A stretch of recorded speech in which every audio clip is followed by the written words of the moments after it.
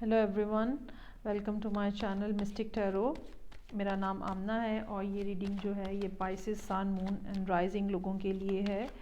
अगर तो ये रीडिंग आपसे रेजोनेट करती है बहुत अच्छी बात है।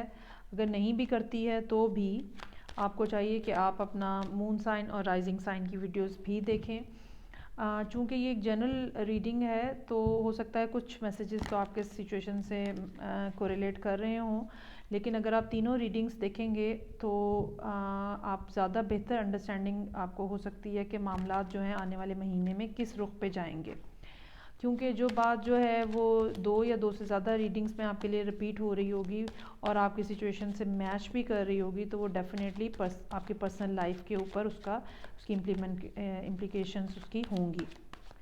इसके अलावा अगर आपने मेरा चैनल अभी तक सब्सक्राइब नहीं किया है तो वो सब्सक्राइब करें और बेल आइकॉन जो है उसको दबाएं, सो दैट आपको रीडिंग्स का टाइमली नोटिफिकेशन आ सके और आप मेरी सैटरडे लाइव जो रीडिंग होती है आप उसमें शामिल हो सकते हैं और अपना फ्री क्वेश्चन जो है वो उसमें पूछ सकते हैं, पर्सनल क्वेश्चन।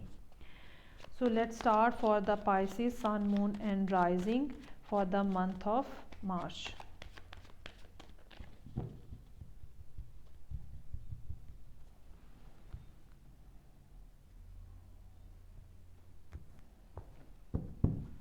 ओके जी, जस्टिस।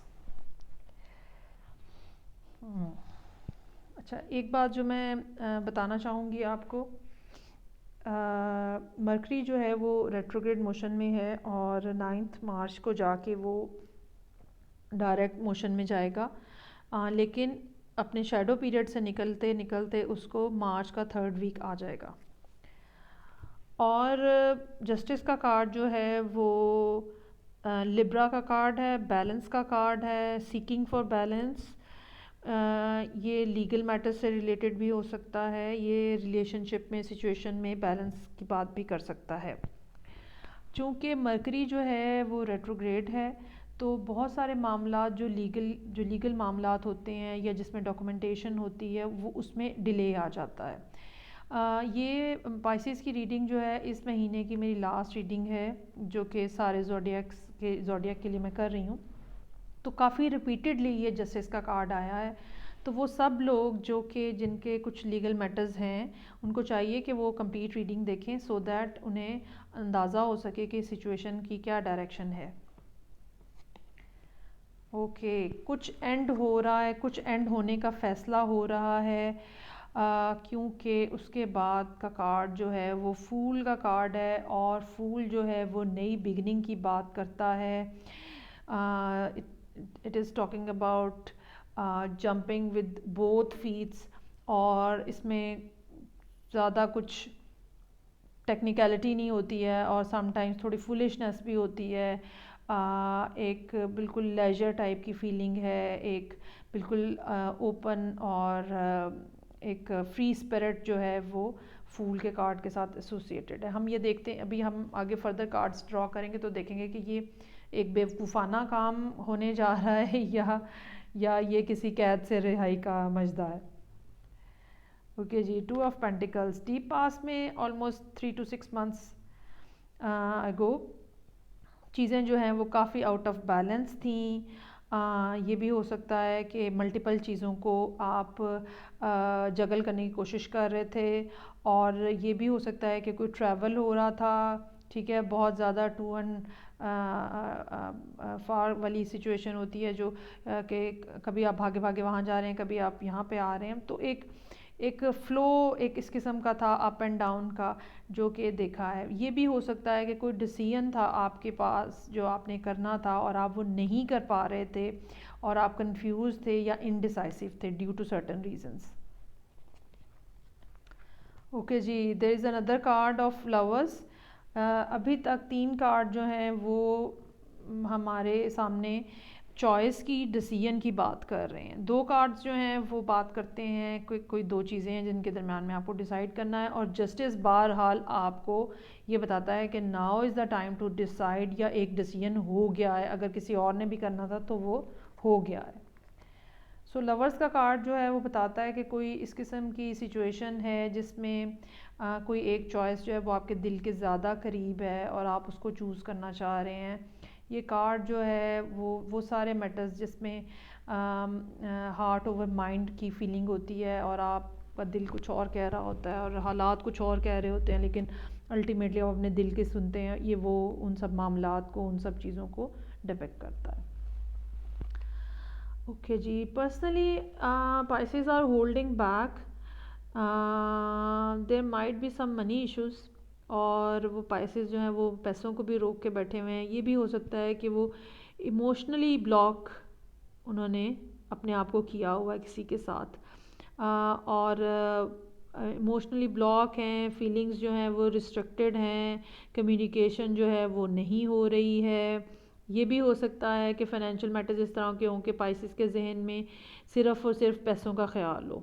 ठीक है, पैसा कैसे कमाना है, पैसा कैसे बचाना है, और ये सारी कैफियत। चूँकि ऊपर नीचे 2 पेंटिकल्स के कार्ड हैं तो हो सकता है कि आप एक से ज़्यादा कामों के अंदर इन्वॉल्व हों। जॉब्स हो सकती हैं एक से ज़्यादा, और आप पैसे इकट्ठा करने की कोशिश कर रहे हो। ओहो, 5 ऑफ पेंटिकल्स। ओके जी, आने वाले दिनों में मोस्ट प्रोबेबली मार्च का एंड या अर्ली अप्रैल कुछ फाइनेंशियल क्रंच आ सकता है। ये फाइनेंशियल क्रंच जो है लैक ऑफ मनी के अलावा ये लैक ऑफ इमोशंस भी हो सकता है। ये भी हो सकता है कि आप किसी को छोड़ के चले जाएं या कोई आपको छोड़ के चला जाए। ठीक है, और मोस्ट प्रोबेबली ये Pisces हैं जो कि किसी को छोड़ के जाते हुए यहाँ पे नज़र आ रहे हैं। कुछ ऐसा फ़ैसला किया गया है कि उसके बाद आप, अच्छा ये भी हो सकता है कि आप बेशक आप किसी फाइनेंशियली क्रंच में आने का इम्कान हो, इसके बावजूद आप छोड़ देना चाह रहे हो चीज़ों को, लोगों को। ओके जी, कुछ सडन रेवलेशन हुई है, कुछ सडन कुछ ऐसा अपहीवल हुआ है।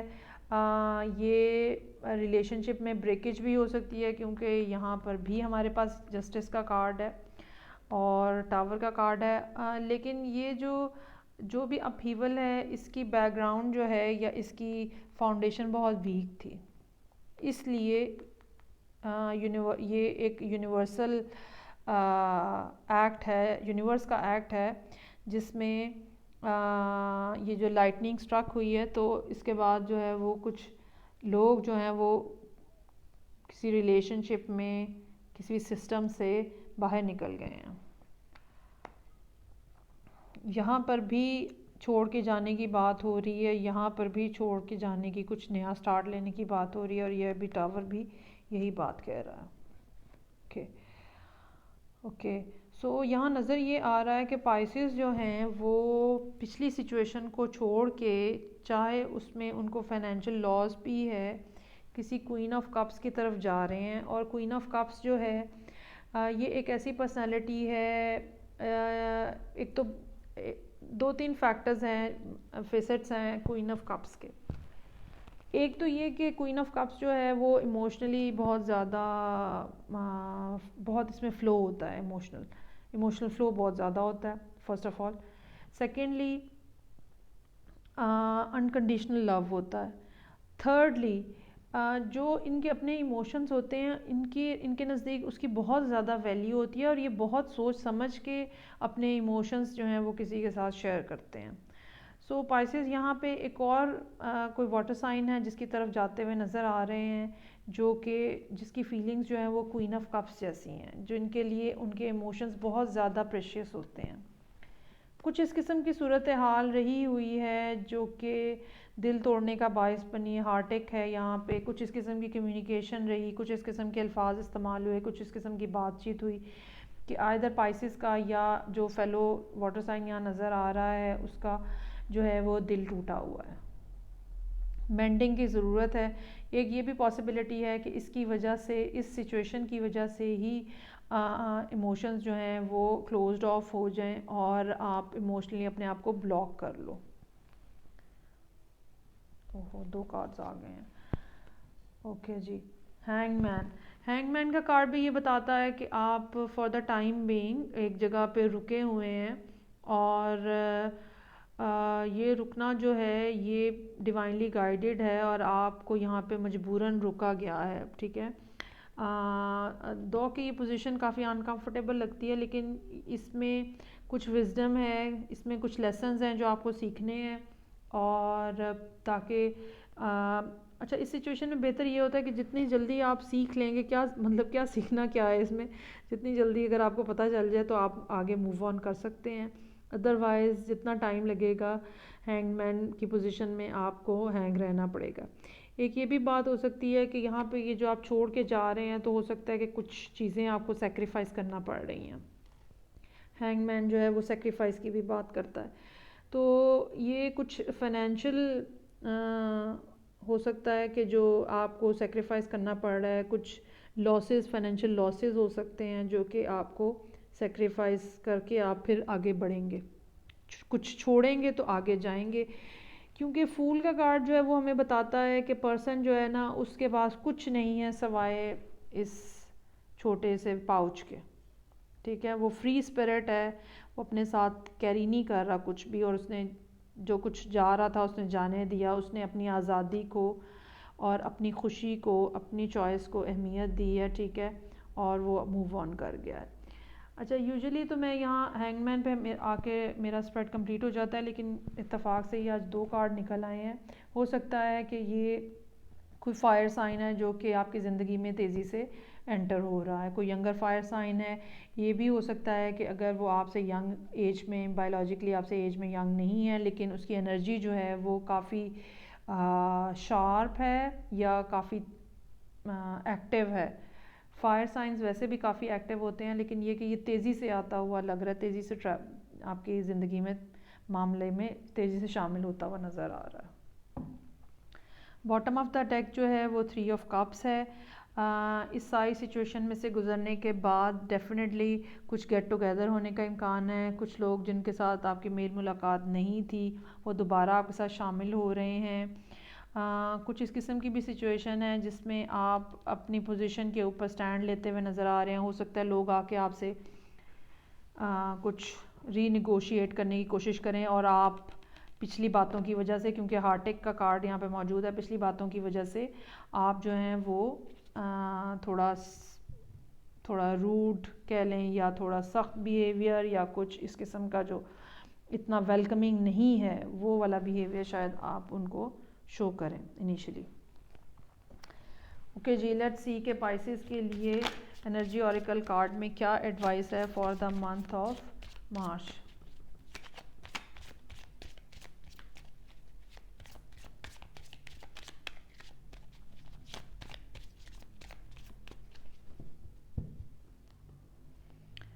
Pisces sun moon and rising.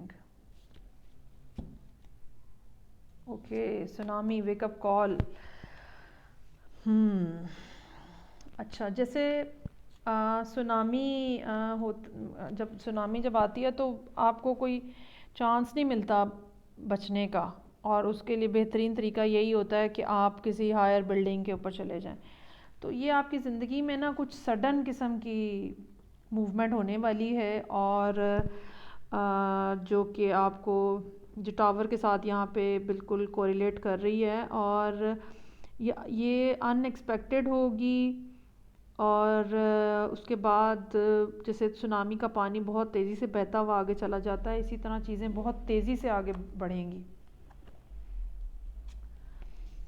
Fire passion, हाँ ओके जी, ये कोई जो फायर साइन आ रहे हैं वापस, ये काफ़ी कोई पैशनेट किस्म के साहिब या साहिबा हैं, और काफ़ी ज़्यादा फीलिंग्स जो हैं उनको लेकर आ रहे हैं। ओके जी, स्टोन पीपल, विजिलेंस। आपको इस सारी सिचुएशन में अलर्ट रहने की ज़रूरत है। हो सकता है कि सडन मोमेंट पे आपको कुछ डिसीजंस लेने पड़े।